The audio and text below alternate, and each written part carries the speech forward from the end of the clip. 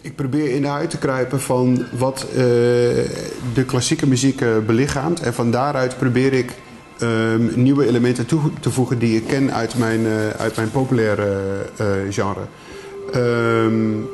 Het zou te gemakkelijk zijn geweest om een typische Junkie XL track en dat om te arrangeren naar een orkest zonder dat je er eigenlijk iets aan verandert. Ik denk dat het slaat als een tang op een varken. Ik denk dat je in de huid moet kruipen van wat klassieke muziek is in de core. En van daaruit denken van oké, maar wat ben ik nu eigenlijk als persoon en wat maakt mij bijzonder als Junkie XL? En dat je dat probeert te doen met de tools die aanwezig zijn binnen de klassieke muziek.